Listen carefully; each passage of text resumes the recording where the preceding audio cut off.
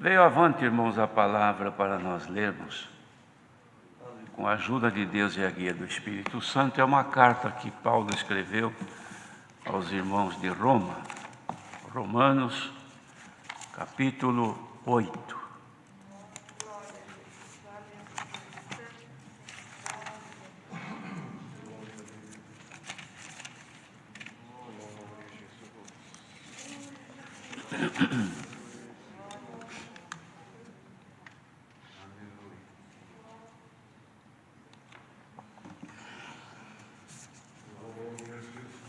Glória a Deus, aleluia.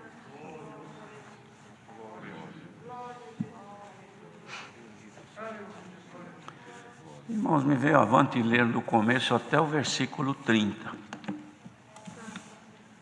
Vamos ler então com a ajuda de Deus e a guia do Espírito Santo. Portanto, agora nenhuma condenação há para os que estão em Cristo Jesus, que não andam segundo a carne, mas segundo o Espírito. Porque a lei do Espírito de vida em Cristo Jesus me livrou da lei do pecado e da morte.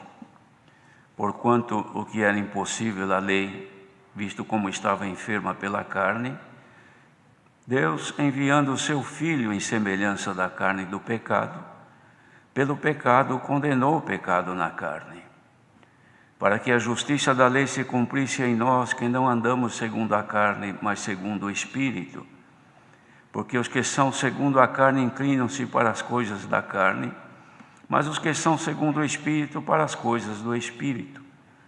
Porque a inclinação da carne é morte, mas a inclinação do Espírito é vida e paz. Porquanto a inclinação da carne é inimizade contra Deus, pois não é sujeita à lei de Deus, nem em verdade o pode ser. Portanto, os que estão na carne não podem agradar a Deus. Vós, porém, não estáis na carne, mas no Espírito, se é que o Espírito de Deus habita em vós. Mas se alguém não tem o Espírito de Cristo, esse tal não é dele. E se Cristo está em vós, o corpo, na verdade, está morto por causa do pecado, mas o Espírito vive por causa da justiça. Se o Espírito daquele que dos mortos ressuscitou a Jesus habita em vós, aquele que dos mortos ressuscitou a Cristo também vivificará os vossos corpos mortais, pelo seu Espírito que em vós habita. De maneira que, irmãos, somos devedores não à carne para viver segundo a carne. Porque se viverdes segundo a carne, morrereis. Mas se pelo Espírito mortificardes as obras do corpo, vivereis. Porque todos os que são guiados pelo Espírito de Deus, esses são filhos de Deus. Porque não recebestes o espírito de escravidão para outra vez estardes em temor, mas recebestes o espírito de adoção de filhos, pelo qual clamamos, Abba, Pai. O mesmo Espírito testifica com o nosso espírito que somos filhos de Deus. E se somos filhos, somos logo herdeiros também. Herdeiros de Deus e co-herdeiros de Cristo, se é certo que com Ele padecemos, para que também com Ele sejamos glorificados. Porque para mim tenho por certo que as aflições deste tempo presente não são para comparar com a glória que em nós há de ser revelada.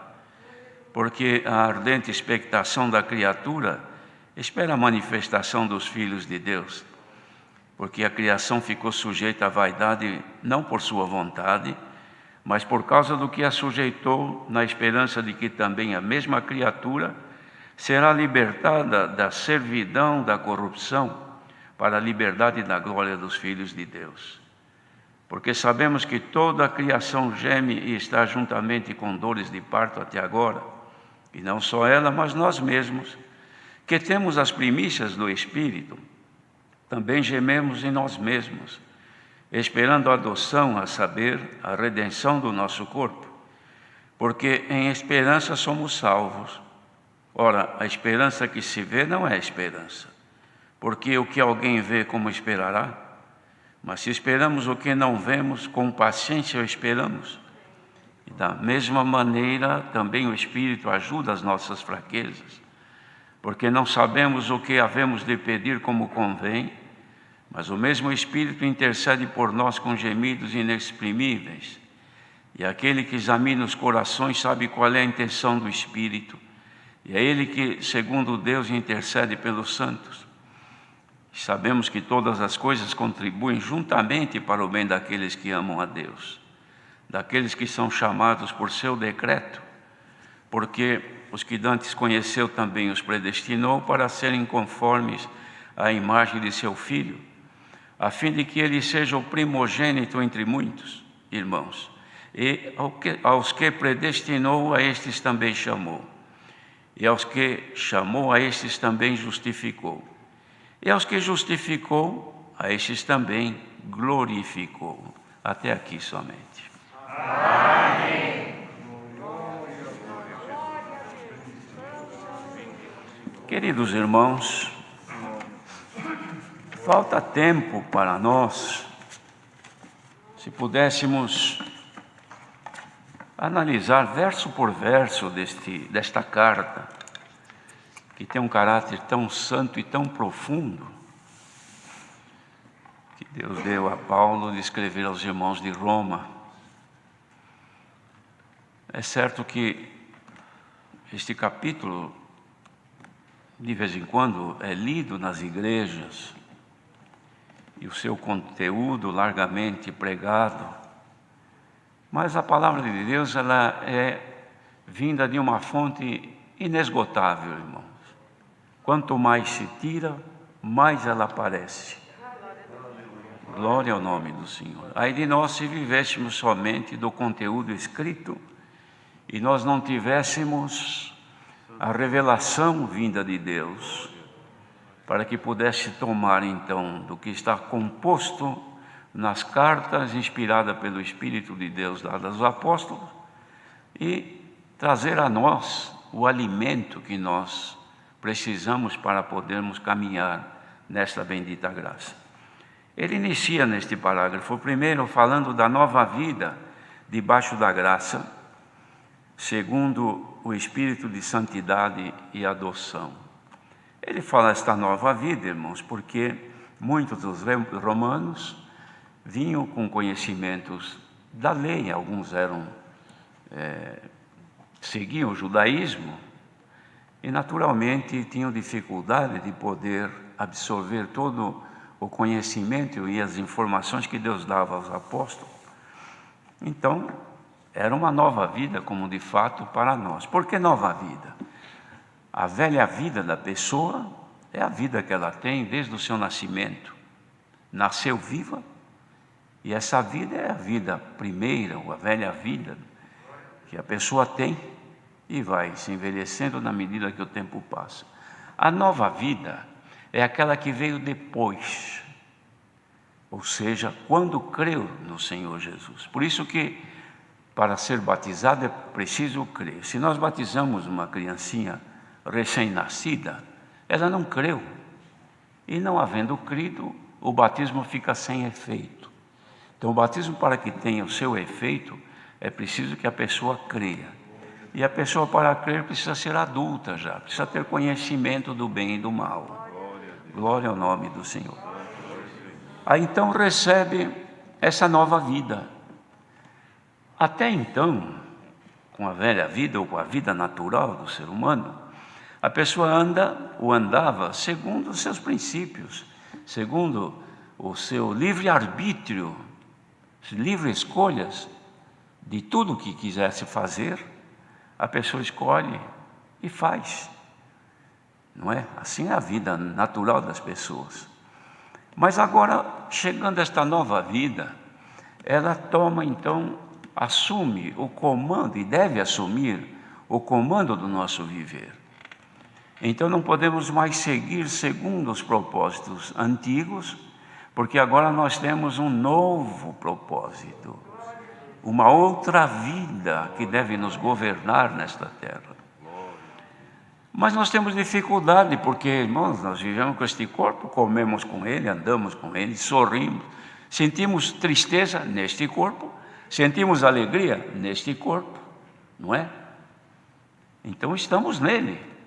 E temos dificuldade porque ele tem as suas necessidades, as suas exigências pela própria natureza. Então precisamos ter cuidado em dosar de tal maneira que aquilo que é necessário para a subsistência desta vida terrena não seja maior do que o poder daquela outra vida que está dentro de nós.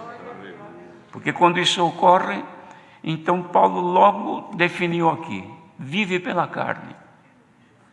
Então ele, resumindo tudo que está escrito aqui nesse primeiro parágrafo, são duas situações que devem ser definidas: ou vive pelo Espírito, ou vive pela carne. Ou vive segundo as determinações do Espírito de Deus junto ao nosso Espírito que está em nós, não é? Que determina a nossa forma de ser, de viver, de falar, de pensar, de agir.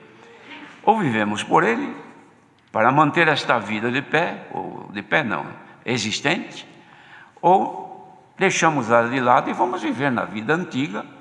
Naturalmente esta aqui vai definhando até que se apaga, e nós ficamos com essa outra, que é de curta duração, porque esta que está dentro de nós, que recebemos agora, que é a nova vida, ela é eterna. Há pouco tempo um irmão ancião até escreveu, eu esqueci de responder a ele, e ele havia mesmo falado com alguns irmãos sobre este detalhe, que em nós já está a vida eterna. Por isso que quem perde, irmãos, perdeu a graça, perdeu a eternidade com Deus, fica condenado à segunda morte. Por quê? Porque andou pela carne, deu força à vida terrena e enfraqueceu a vida espiritual. Glória ao nome do Senhor. Então os santos cultos, as congregações, que congregação não é o espaço, congregação não é o prédio, congregação é o conjunto de pessoas que ali estão congregadas. Por isso que a congregação dos fiéis tem objetivo principal, irmãos, e praticamente único, de alimentar o seu ego espiritual, o seu ser espiritual. Porque o carnal, a vida já alimenta, mas aquilo que está dentro de nós, que vem de Deus, tem que ser alimentado num convívio santo, onde o Senhor toma alguém pelo Espírito Santo e envia mensagens vindas de Deus. Então vai alimentando aquele ser espiritual, mantendo a vida saudável. Porque costumo dizer que não é bom viver vida ruim, mas é bom ter uma vida saudável. As pessoas lutam por isso, não é? Fazem tratamento, fazem de tudo para ter uma vida com saúde. Então se vive 80, 100 anos, a pessoa viveu com saúde e foi um prazer a passagem neste mundo. Mas tem gente que a passagem no mundo foi só de sofrimento. Sempre doente, sempre padecendo, sempre com dor. Então é necessário viver, mas viver com saúde. Espiritualmente também. Precisamos manter a nossa vida, mas a nossa vida com saúde, irmãos. Porque manter a nossa vida espiritual doentia, enferma, não é bom. E quem é que nos dá saúde espiritual? É a palavra de Deus. Glória ao nome do Senhor. Mas então Paulo falou, irmãos, de muitas maneiras, enfatizando isto, que quem anda, resumindo, claro, pela carne, morre perante Deus. Mas quem anda pelo Espírito tem vida e tem paz. Por isso disse Paulo em outro lugar: sendo, pois, justificados pela fé, temos paz com Deus, por nosso Senhor Jesus Cristo. Aliás, parece que ontem foi lido isto aqui. Então Ele nos justifica para mantermos esta paz que nós temos com Deus, vida e paz, porque andamos pelo Espírito. Não é que alguém fala, então agora eu tenho que andar aí pelo Espírito, como? Vou andar flutuando? Não, não é. É governando por Deus. O governo de Deus na vida do ser humano guarda do pecado. Então, como diz a palavra, o pecado não tem mais poder sobre aquele que é governado por Deus, porque anda pelo Espírito. Então, o apóstolo fala, no segundo parágrafo, das primícias do Espírito, fala da esperança, fala da intercessão, como há uma intercessão em nosso favor. Ele fala da nossa eleição, que isto aqui, irmãos, é tão profundo, que, como disse, falta tempo para nós pegarmos versículo por versículo, analisar e considerar o tamanho da obra que Deus fez conosco. É que nós não temos essa capacidade de mensurar o tamanho do bem que Deus fez. Que se não fosse o Senhor, onde estaríamos nós? Por este mundo, se estivéssemos vivos ainda, perambulando sob o pecado, sem nenhuma esperança. Mas hoje, o que Ele fez? Pegou este ser que perambulava por este mundo sem esperança, resgatou. Primeiro, irmãos, vê que obra magnífica. Primeiro, Ele conheceu a pessoa antes dela existir.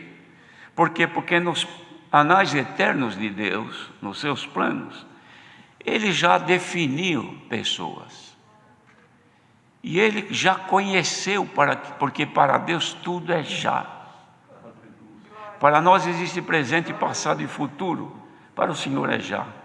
O Senhor não tem relógio. O dia do Senhor é um dia eterno. Glória ao nome do Senhor. Por isso que quem for morar lá vai ser morada para a eternidade. Pobre daquele que perde esta oportunidade. Mas, irmãos, vejam que interessante. Já era de conhecimento de Deus o povo, a obra. Abraão glorificou a Deus. Pela fé, ele cria que Deus ia fazer. Mas era homem, ele não pôde ver. Morreu sem ver, mas crendo que Deus haveria de fazer esta obra que está no mundo hoje. Séculos se passaram, ele não ficou confundido. Mas ele morreu. Para nós ele morreu. Para Deus não. Para Deus ele vive. Quando os saduceus quiseram confundir o Senhor, pensando que poderiam fazê-lo, falando sobre a ressurreição, e fizeram uma parábola ao Senhor Jesus de uma mulher que casou, o marido morreu, casou com o irmão, morreu, e assim casou com 7 irmãos e morreram todos. E eles perguntavam: e lá no teu reino, então, ela vai ser mulher de que marido? Se todos ela teve por marido. Então o Senhor Jesus disse: vocês erram por não conhecer a Escritura nem o poder de Deus. Porque no reino dos céus não se casa e não se dá em casamento. Glória ao nome do Senhor. E depois ele fala, irmãos, dos que morrem. Porque para Deus todos vivem. Porque vocês não chamam, não vê que está escrito? Que o Senhor Deus, que era Ele mesmo que estava ali, é Deus de Abraão, de Isaac e de Jacó. Não é isso que vocês falam? Então, e Deus é Deus de morto? Deus é Deus de vivo, porque para Deus todos vivem. Glória ao nome do Senhor. Então, irmãos, fomos eleitos. Por quê? Porque houve uma predestinação. O Senhor antes, então, sabia que ia formar bilhões ou trilhões, não sei quanto, se existe meio de contar, de gente da natureza humana, mas tinha então os predestinados. Este tem este destino, este não, este tem, este não tem. Desta multidão de predestinados, ao tempo da existência de cada um, Ele chamou. Uns o Senhor chamou quando criança, outro mais tempo, outro já nos últimos momentos de vida, são chamados. E o que foi chamado e aceitou, porque foi predestinado, o Senhor chamou. E os que foram chamados, então Ele justificou o que fez, abandonou o pecado, amou o pecador, mas não o pecado, tirou dele o pecado, fez da natureza humana um lugar para colocar a divina, e colocou nele a natureza divina. Então ele ficou híbrido. É como fazem com o automóvel hoje, não é? Ele anda com álcool, acabou o álcool, põe gasolina. Se é elétrico, acabou o combustível, anda elétrico agora, porque ele tem 2 poderes para caminhar. E o Senhor nos fez isso. Então nós temos duas coisas para caminhar. E agora, irmãos, traçou então o nosso plano para chegar no nosso destino. E deixou o livre-arbítrio para cada um seguir. Olha, o rumo é este, a direção é essa, o lugar é este, olha, o nome da cidade é este, o bairro tal, a rua tal. Os irmãos já viram uma comparação? Olha, que interessante. Acontece com a gente, às vezes, temos que ir num determinado endereço, numa cidade, nós não conhecemos. Aí pergunta, você sabe onde é que é? Não, nem imagino. Então a gente pega aí um programa que tem, não vou dizer o nome, mas tem aí no celular, a pessoa põe ali o endereço, o nome da rua, o número, a cidade, e dá um enter ali, começa, então ele diz, olha, siga em frente. A pessoa não conhece o caminho, vou em frente, eu estou acreditando no que está aqui. Por quê? Porque o plano de viagem que eu tenho é esse aqui, para chegar em tal lugar. Mas a coisa está tão avançada que ele olha, bom, eu vou demorar tantas horas para chegar, eu vou chegar a tal hora. E ele vai seguindo e se orientando. Quando tem um acidente na frente, ele avisa a tantos quilômetros um acidente. Tantos quilômetros tem a polícia, não é assim? A tantos quilômetros ele vai avisando e a pessoa vai seguindo. Mas tem aqueles que são menos avisados, às vezes acontece conosco, que distraidamente ele fala 200 metros entre a direita, e eu distraidamente a 100 metros entre a direita. Mas quando eu vou ver, eu já desviei, porque eu tenho livre-arbítrio, eu tenho tudo na mão, mas eu vou se eu quiser. Se eu não quiser, eu não acompanho aquilo. Porque muitas vezes eu acho que eu vou chegar primeiro do que ele está falando. E eu digo, não, mas acho que eu conheço o caminho, por aqui parece que é melhor. E no entanto eu entro por uma rua, e vou indo de repente tem uma feira lá no fim da rua. Pronto, estragou a minha viagem. Aí eu tenho que voltar, aí eu tenho que procurar nele, olha, me acha para mim como é que eu faço. Aí eu pego outra vez para corrigir a minha rota. Irmãos, é isso que a palavra faz toda noite na nossa vida. Hoje mesmo, quantos que acharam que o que estava fazendo estava certo e se excederam, tropeçaram, falharam, erraram, já saiu fora da rota. Bendito seja o Senhor. Se olhar agora no tempo de chegada, já deu problema. Então precisa corrigir a rota. Ainda bem que você veio ouvir a palavra hoje, porque o Senhor está agora fazendo como faz esse negócio. Ele mostra que você dá uns apitos ali, a gente percebe, acho que eu me enganei, deixa eu corrigir a minha rota. Receba agora a correção da tua rota na tua viagem para a glória de Deus. Glória ao nome do Senhor. Deus é bom, irmão. O Senhor não obriga ninguém. Por isso que deu para nós a condição de livre escolha. A pessoa faz o que acha que tem que fazer. Por exemplo, vai casar. Percebe que não vem de Deus aquele casamento, porque não há comunhão. Mas a escolha da pessoa, ou do casal, e pegam e casam. Mas não dá outra, dali a pouco. E outra, tem coisa que tem retorno, tem rua, irmãos, que dá para retornar, mas tem caminho que não dá para virar nem para a esquerda, nem para a direita, e nem para dar ré, porque se vai dar ré, vai enroscar em algum lugar. É o casamento. Agora está aí o negócio. Não deu certo? Tem que pedir ao Senhor que vá corrigindo a rota até você encontrar um meio de chegar no céu. Glória ao nome do Senhor. Mas não é só casamento, mudança de cidade, mudança de emprego. Bendito seja o Senhor.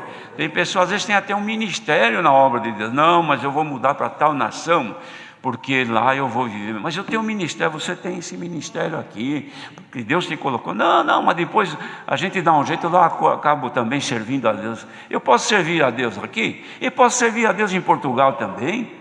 Eu posso servir a Deus aqui, e posso servir em outro lugar. Mas o Senhor te colocou nesse lugar.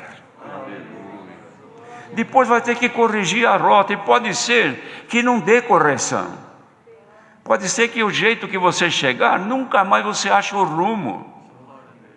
Então não é melhor hoje dar um retorno? Irmãos, imaginem se os carros não tivessem uma marcha ré. Que confusão no trânsito que seria. Porque todo mundo quer ir para frente, ninguém quer voltar. Ninguém quer desistir. Mas tem hora que precisa desistir. Tem hora que precisa abaixar a cabeça e dizer: Senhor, amém a tua vontade. O que eu tenho que fazer, Senhor? Glória ao nome do Senhor. Bem-aventurados são aqueles, irmãos, que procuram conhecer o Senhor na sua vida.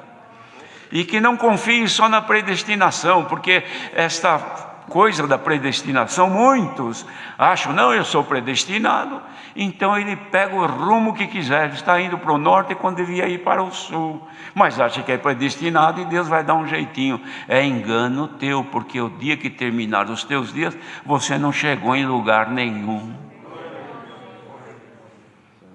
Queira Deus, irmãos, que nós estejamos chegando no lugar que Deus nos predestinou. Se o irmão e a irmã sentem que estão caminhando em paz com Deus, não pela carne, mas pelo Espírito, continua deste jeito. Obedeça os limites da tua velocidade.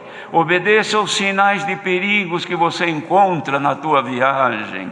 Obedeça os alertas que o Senhor te dá todas as noites pela palavra. Você nunca será malogrado na tua viagem. Bendito seja o Senhor. E se alguém está aqui hoje, está querendo cobrar do Senhor, como se fosse um conselho de uma pessoa que disse: só vai por aqui que vai dar certo, e não deu certo, não culpe o Senhor, porque você deve ter entrado numa rua, ou entrado numa contramão, e agora você está aí encrencado, sem poder ir para lá nenhum. Mas que Deus te dê graça de hoje parar um pouquinho e humildemente ir aos pés do Senhor. Senhor, tem misericórdia de mim. Eu acho que eu fiz alguma coisa pela carne, mas eu queria voltar a fazer pelo Espírito. Você quer saber se estás no Espírito ou se estás na carne? Não tem agora, irmãos, nesta pandemia, os testes que já foram desenvolvidos, e diz na pessoa: você quer saber se você está infectado ou não? Eu quero saber. Então vamos fazer o teste. E vai lá e colhe o material da pessoa, faz o teste e depois vem a resposta. Olha, deu negativo ou deu positivo. Não resolveram assim e não estão funcionando desse jeito? Hoje está aqui o Senhor. Não te dá um teste desse aí para fazer, mas faça agora. Põe-te em comunhão. Se o Espírito Santo confirmar dentro do teu coração, pela sua presença, pela sua virtude, com o teu Espírito, que você é filho de Deus, continua servindo ao Senhor com alegria, porque você está no caminho certo, na direção certa, no rumo certo, e não será confundido na tua viagem. Santo é o Senhor. Quanta coisa na nossa vida, irmãos. Não é só com respeito à vida eterna, que é principal, não é?